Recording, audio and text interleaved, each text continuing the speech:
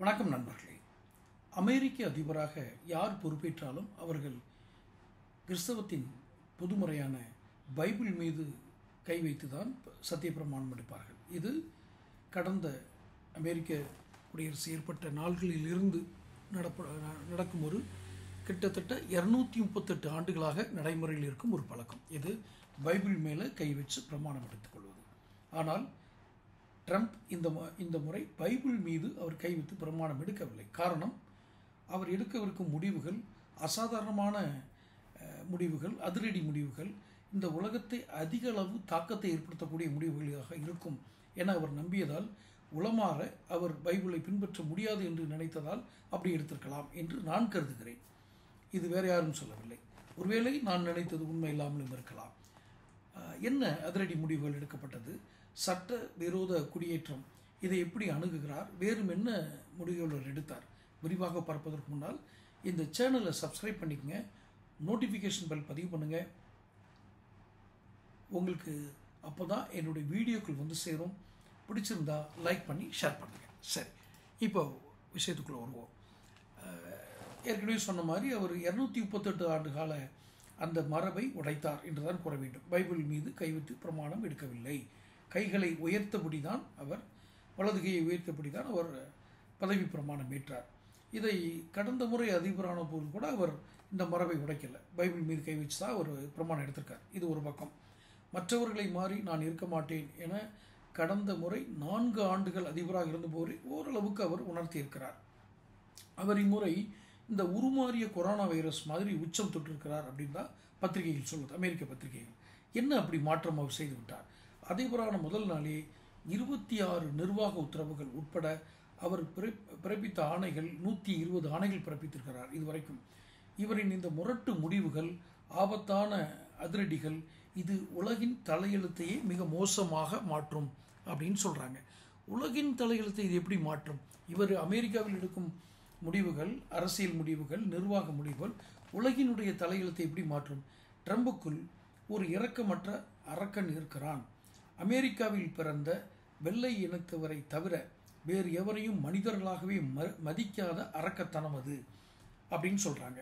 வேற என்ன, சட்டவிரோதமாக வந்து அமெரிக்காவில் குடியேறியவர்களை கண்டறிந்து அவர்களை வெளியேற்றுவதற்கு பல உத்தரவுகளை பிறப்பித்திருக்கிறார். இதற்காக இராணுவத்திற்கு எல்லையற்ற அதிகாரங்கள் பலவற்றை அவர் கொடுத்திருக்கிறார். இதுதான் அந்த பத்திரிகையில் வைக்கக்கூடிய முதல் குற்றச்சாட்டு. இரண்டாவதாக, வளமான நாடுகள் பலவற்றுக்கும் சட்டவிரோதமான குடியேற்றங்கள் அப்படிங்கிறது வந்து ஒரு பெரிய பிரச்சனை தான்.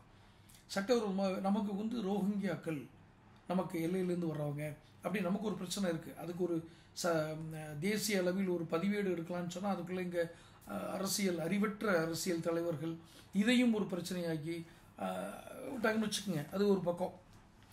ரைட். இது மாதிரி தான் சட்டவிரோத குடியேறிகளை பற்றிய பிரச்சனை அமெரிக்காலையும் இருக்குது. அப்போது பெரும்பாலான நாடுகள் இதை கருணையுடன் தான் அணுகிறது. காரணம், குடியேறியர்கள், அதாவது சட்டவிரோதமாக குடியேறினார்கள் என்ற ஒரு குற்றத்தை தவிர அவர்களிடம் வேறு எந்த குற்றமும் கண்டறிய முடியாது. அப்படிப்பட்டவர்களுக்கு கருணை காட்டுவது சரி. அமெரிக்காவில் சட்டவிரோதமாக குடியேறியவர்கள் பெரிய அளவு குற்ற செயலில் ஈடுபடுவதில்லை என்பதை உணர்த்தும் ஏராளமான ஆய்வுகள் இருக்குது. அவங்க சட்டவிரோதமான குடியேறினாங்க வழி அவங்க எந்த சட்டத்துக்கு விரோதமான குற்றங்கள், கடும் குற்றங்கள் அந்த மாதிரி செய்கிறதில்லை. குற்றங்களே இல்லை. அமெரிக்காவின் பெரும் நிலப்பரப்பு இவர்களை ஏற்கும் அளவுக்கு பறந்தது. அதாவது சில இடங்களில் நிலப்பரப்பு இருக்காது. ஒரு குறுகிய இடத்துக்குள்ள மக்கள் தொகை, அடர்த்தியான மக்கள் தொகை என்பது வேறு விதமான பாதிப்புகளை ஏற்படுத்தும். சுகாதாரம், பாதுகாப்பு, நிதி போன்ற பெரிய பணப்புழக்கம் என்ற பெரிய பாதிப்புகளை ஏற்படுத்தும் அப்படின்னு சொல்லலாம். ஆனால் அமெரிக்கா அப்படி இல்லை. பறந்து விரிந்த நிலப்பரப்பு, உற்பத்தி சார்ந்த நிறைய தொழில்களை அமெரிக்காவில் ஆரம்பிக்க ட்ரம்ப் வந்து உத்தரவிட்டிருக்காரு. அதற்கெல்லாம் இவர்களை போன்றவர்கள் தேவைப்படுவார்கள். யார்? அமெரிக்கர்கள் அத்தனை எளிதாக உடல் சார்ந்த, மனித ஆற்றல் சார்ந்த வேலைகளுக்கு வருவதில்லை என்ற ஒரு குற்றச்சாட்டும் உண்டு. ஆனாலும் இவர்கள், இந்த குடியேறிகள், வந்தேரிகள், இவர்கள் தான் இதுக்கு பயன்படுகிறார்கள். ஆனாலும் இவர்களை வெளியேற்றுவதில் ட்ரம்ப் குறியாக தான் இருக்கார். இப்படி இந்தியாவில் இருந்து மட்டும் யாரும் போயிருக்காங்களா? இந்தியாவிலிருந்து எவ்வளோ பேர் இருக்காங்க அப்படின்னு பார்த்தீங்கன்னா 7.2 லட்சம் பேர் அமெரிக்காவில் சட்டவிரோதமாக குடியேறிப்பதாக கணக்கிடப்பட்டுள்ளது. இவர்களை அமெரிக்கா அனுப்பி வைத்தால் இந்தியா ஏற்றாக வேண்டும். அப்படி ஏற்க மறுத்தால் இந்தியாவிலிருந்து சட்டபூர்வமாக அமெரிக்கா செல்பவருக்கு வழங்கப்படும் விசா சேவை நிறுத்தப்படும். இப்படித்தான் எல்லா நாடுகளையும் மிரட்டுகிறார் ட்ரம்ப். அதெல்லாம் பார்த்துக்குங்க, நீங்கள் ஏற்றுக்குங்க, இல்லைன்னா உங்களுக்கு இனிமேல் விசா கிடையாது உங்கள் நாட்டிலேருந்து வர்றவங்களுக்கு அப்படின்னு. சட்டவிரோதமாக அமெரிக்காவில் நுழைந்தவர்களை திருப்பி அனுப்பும் நடைமுறைக்கு சரியாக ஒத்துழைப்பு கொடுக்காத முரண்டு பிடிக்கிற நாடுகளை 13 நாடுகளை குறிப்பிடுகிறது அந்த நாடு. அதில் இந்தியாவும் ஒன்று. அதுதான் பெரிய விஷயம். இந்தியாவும் அதில் திரும்ப நாங்கள் பெறமாட்டோம்னு சொல்கிறாங்க. ஏன்னா எந்த வகையில் இவங்க போனாங்க, எப்படி நீங்கள் இவர்கள் இந்தியர்கள் என்று அடையாளம் கண்டுபிடித்தார்கள் என்று பல விஷயங்கள் இதில் இருக்கிறது. சரி, ட்ரம்புக்குள் இயற்கை நிதிகளை மதிக்காத ஒரு முரட்டு ஆசாமி இருக்கிறார்னு அந்த பத்திரிகையில் குறிப்பிடுது. அவர் குழந்தைகளை கூட கருணையுடன் அணுகுவதில்லை. அமெரிக்க மண்ணில் ஒரு குழந்தை பிறந்தால் அது இயற்கையாகவே அமெரிக்க குடியுரிமை பெற்றுவிடும். அங்கு தங்கியிருக்கும் ஒருவருக்கு குழந்தை பிறந்தால் வேலை காரணமாகவோ அல்லது அங்கு தங்கியிருக்கும் ஒருவருக்கு, அதாவது வேலை காரணமாக இருக்கலாம் அல்லது அமெரிக்க வேலை காரணமாகவோ அங்கே தங்கியிருக்கும் ஒருத்தர் ஏதோ தங்கியிருக்காங்க, அவங்களுக்கு குழந்தை பிறந்துச்சுன்னா அது அமெரிக்க குடியுரிமை பெற முடியாது அப்படின்னு ட்ரம்ப் இப்போது உத்தரவு பிறப்பிச்சிருக்கார். எப்படின்னு பார்த்தீங்கன்னா, எனக்கு கொஞ்சம் விளக்கமாக சொல்லிடுறேன். நான் பேசுனதில் சில இதில் புரியாமல் இருக்கலாம். வேலை காரணமாக அங்கே ஒரு 5 வருஷம்னு வச்சுக்கோங்களேன், வேலைக்காக போயிருக்காங்க. அந்த ஜாப் விசா போட்டிருக்கவங்க அங்கே போயிருக்க நேரத்தில் அவங்களுக்கு குழந்தை பிறந்துச்சுன்னா அந்த நாட்டில் பிறந்தனால அந்த குடியுரிமை பெறலாம்னு இதுக்கு முன்னாடி இருந்திருக்கு, இப்போ கிடையாதுன்றார். இல்லை தங்கியிருக்காங்க எங்கேயோ ஒரு குறிப்பிட்ட காலத்துக்கு ஒரு 6 மாதம் தங்கியிருக்கு போயிருக்காங்க, அந்த நேரத்தில் குழந்தை பிறக்குது, அங்கே இது பண்ண முடியாதுன்னு சொல்கிறார். சரி, இந்த உத்தரவு பிப்ரவரி 20ஆம் தேதி அமலுக்கு வருவதால் அமெரிக்காவில் இருக்கும் பெண்கள் பலரும் குறை பிரசவத்தில் இப்போதே சிசேரியன் செய்து கொள்ள மருத்துவமனைகளுக்கு படையெடுக்கின்றனர். இது எவ்வளோ பெரிய அபத்தம் பாருங்கள். பிப்ரவரி 20, இன்னைக்கு தேதி 31 ஜனவரி 2025, பிப்ரவரி 20 2025க்கு அப்புறம் அன்னையிலேருந்து பிறக்கிற குழந்தைகள் அங்கே பிறந்ததுக்காக மட்டுமே கொடுக்க முடியாது. எல்லா குழந்தைகளுக்கும் இல்லை, அங்கே போய் இந்த விசாவில் இருக்கவங்களுக்கு அப்படி வச்சுக்கோங்க, குடியுரிமை கிடையாதுன்னு ஒன்று இன்றைக்கே போய் எல்லாம் சிசேரியன் பண்ணி குழந்தைய வெளியே கொண்டு வந்துடுறாங்க. இப்போது குறை பிரசவத்தில் சிசேரியன் மருத்துவமனைகளுக்கு எல்லாம் போகிறாங்க. இதனால் தாய்க்கும் குழந்தைக்கும் பிரச்சனை ஏற்படும் என்று சொல்வது யாருக்கு? ஏன்னா பிரச்சனை வரும். ப்ரீமெச்சூர்டு சைல்டு வச்சுட்டு என்ன பண்ண முடியும்? தாய்க்கும் பிரச்சனை, பிள்ளை பிரச்சனை. ஆனால் அதை பற்றியெல்லாம் யாரும் கவலைப்படலை. ஏன்னா குடியுரிமை போயிருமே, சிட்டிசன்ஷிப் கிடைக்காத. எதிர்க்கட்சியான ஜனநாயக கட்சி ஆட்சி செய்யும் 18 மாகாணங்களில் இது அரசியல் சட்டத்துக்கு எதிரானதுன்னு உடனடியாக வழக்கு போட்டிருக்காங்க. ஆனால் இந்த வழக்கில் என்ன ஆகுன்றது இது வரைக்கும் தெரியாது.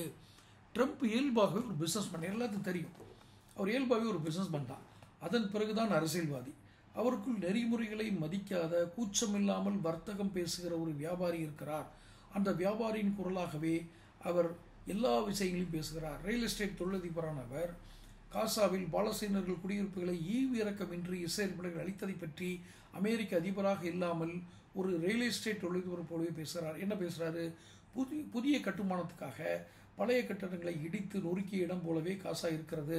அது கடற்கரை அருகில் இருக்கும் அருமையான இடம், நல்ல தட்பவெப்ப நிலை நிலவும் பிரதேசம். அந்த இடத்தை அழகாக மாற்றி நிறைய விஷயங்களை செய்யலாம் அப்படிங்கிறார். யார்? ட்ரம்ப். கிட்டத்தட்ட காலிமனைகளை வாங்கி விற்பவருடைய ஒரு மனநிலை தான் இதில் வெளிப்படுது. அந்த விளம்பர துணி தான் அதில் இருக்குது. தொழில் முதலீடுகளை ஈர்ப்பதற்கு பல நாடுகளும் ரொம்ப பிரயத்தனம் பண்ணிகிட்டு இருக்காங்க.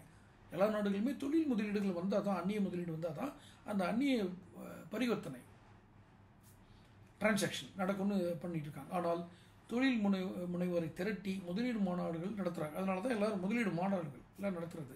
சலுகைகளை அறிவிக்கிறார்கள். இப்போது சுவிட்சர்லாந்தின் டாவோஸ் நகரில் நடைபெற்ற உலக பொருளாதார மாநாட்டு கூட இந்தியாவிலிருந்து சில மாநில முதல்வர்கள், தொழில்துறை அமைச்சர்கள் போனார்கள். முதலீடுகளை ஈர்க்க பேச்சுவார்த்தை நடத்தினார்கள். ஆனால் ட்ரம்ப் அமெரிக்காவில் இருந்தபடி இந்த மாநாட்டில் உரையாற்றியிருக்கார். அதிரடியான உரை. என்ன? தொழில் நிறுவனம் நடத்துபவர்கள் நோக்கி அவர் ஒரு பேச்சு கொடுக்குறார். என்ன? நீங்கள் அமெரிக்காவில் வந்து உற்பத்தியை தொடங்குங்கள். இந்த பூமியில் எங்கும் இல்லாத அளவுக்கு குறைவான வரி மட்டுமே தந்தால் போதும். அப்படி இல்லாமல் வேறு எங்காவது உற்பத்தி செய்து அமெரிக்காவுக்கு ஏற்றுமதி செய்தால் உங்களுக்கு மிக அதிகமான வரி விதித்து அமெரிக்காவின் கஜனாவில் பல கோடி டாலர்களை நிரப்பிக்கொள்வேன். எவ்வளோ ஒரு பிஸ்னஸ்மேன் இது பாருங்கள். நீங்கள் இங்கே வந்து இன்வெஸ்ட் பண்ணுங்கள், உலகத்திலே எந்த நாட்டில் இல்லாத வரி குறைப்பு உங்களுக்கு தர்றேன். ஆனால் வேறு நாட்டில் போய் உற்பத்தி பண்ணிவிட்டு எங்களுக்கு விற்க வந்தீங்கன்னா நான் அதிகமான வரி போட்டு என் கஜானாவை நிரப்பிக்கிடுவேன். இப்படி வரிகளை சொல்லி உலகத்தையே மிரட்டுகிறார். இதுதான் உலகத்தை மிரட்டுற உலக நாடுகளுடைய தலையெழுத்தையை மாற்றுகின்ற பேச்சாக இருக்கிறது. அமெரிக்காவில் சட்டவிரோதமாக நுழையும் மனிதர்களையும் போதைப் பொருள் கடத்தலையும் தடுக்கவில்லை என்று அண்டை நாடுகளான கனடாவையும் மெக்சிகோவையும் கடுமையாக விமர்சனம் செய்தார் அவர். இதற்கு தண்டனையாக அந்த 2 நாடுகளில் இருந்தும் செய்யும் இறக்குமதிகளுக்கு பிப்ரவரி 1ஆம் தேதியிலிருந்து 25% கூடுதல் வரி அனௌன்ஸ் பண்ணிட்டார். ஸோ நாளையிலேருந்து, இன்றைக்கி இது 31 ஜனவரி, நாளையிலேருந்து இந்தியா, பிரேசில், ரஷ்யா, சீனா, தென்னாப்பிரிக்கா ஆகிய 5 நாடுகள் இணைந்த பிரிக்ஸ் கூட்டமைப்பு, இந்தியா, பிரேசில், ரஷ்யா, சீனா, தென்னாப்பிரிக்கா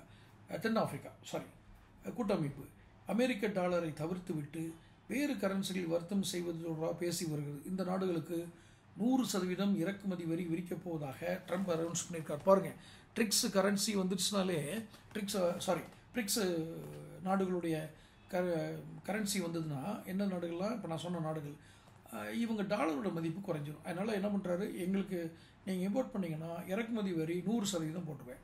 ட்ரம்புக்குள் அறிவியலுக்கு எதிராக செயல்படும் ஒரு 10ஆம் பசையும் இருக்கிறார்னு அந்த பத்திரிகையில் சொல்லுது. என்ன, காலநிலை மாற்றத்தின் மோசமான விளைவுகளை உணர்ந்து அவற்றை எதிர்த்து போராடுவதற்காக 194 நாடுகள் இணைந்து செய்து கொண்ட சர்வதேச ஒப்பந்தமே பாரிஸ் ஒப்பந்தம்.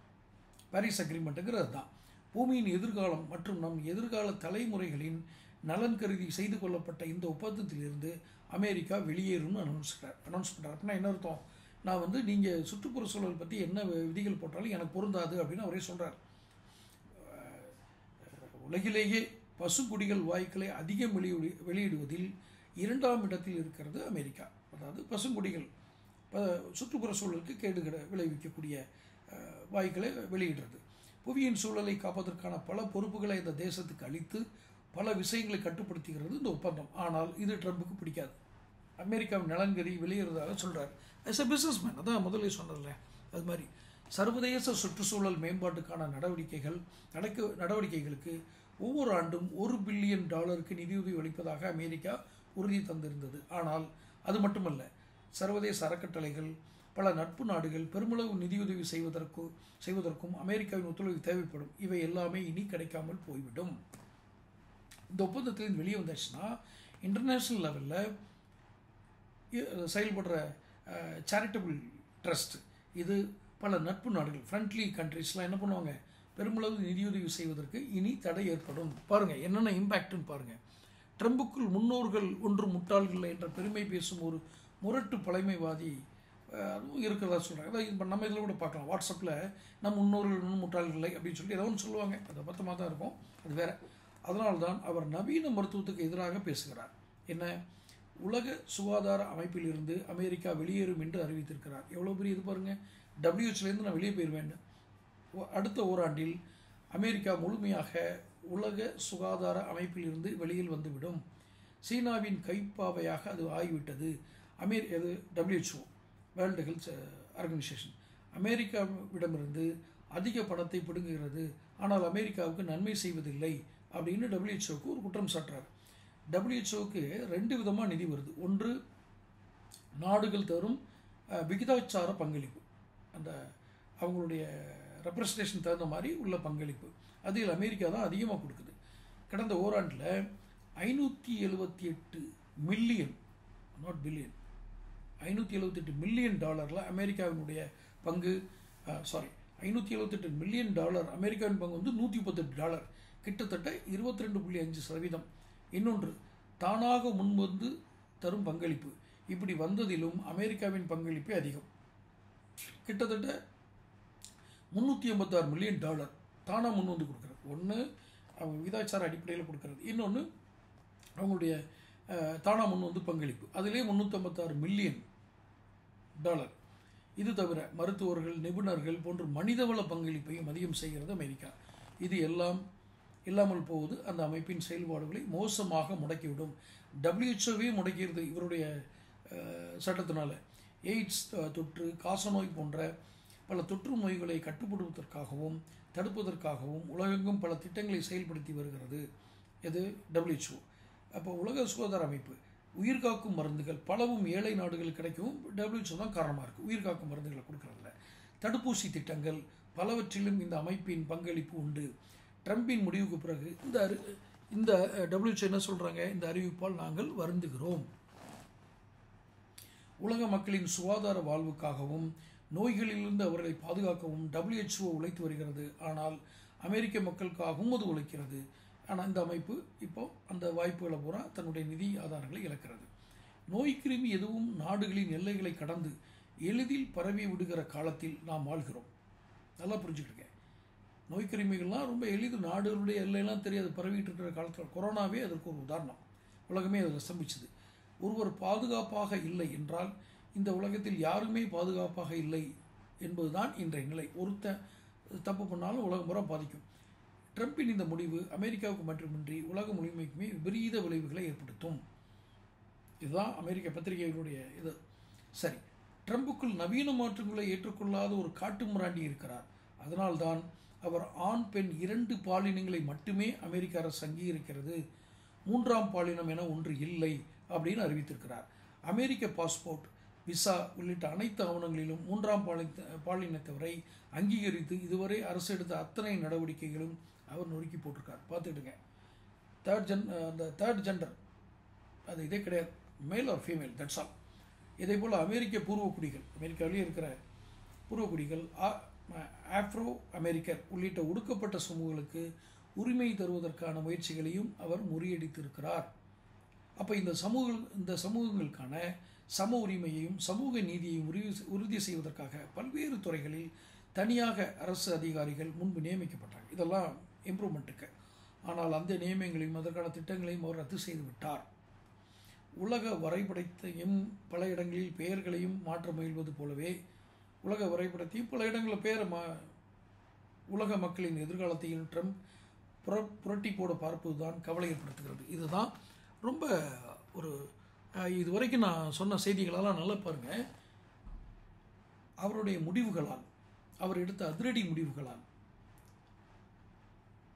உலகத்தினுடைய பல நாடுகளுடைய தலையெழுத்துக்கள் மாறுகின்றன, மோசமான எதிர்விளைவுகளை ஏற்படுத்துகிறது.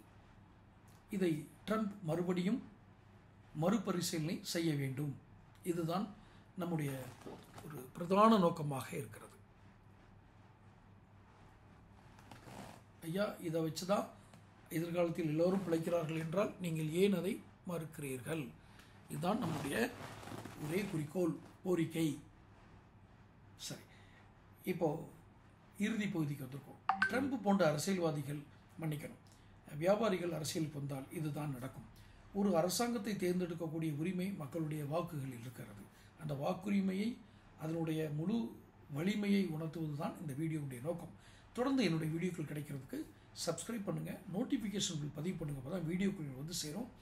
இதை பிடிச்சிருந்தா லைக் பண்ணி ஷேர் பண்ணுங்கள். அடுத்த வீடியோக்களில் சந்திப்போம். நன்றி.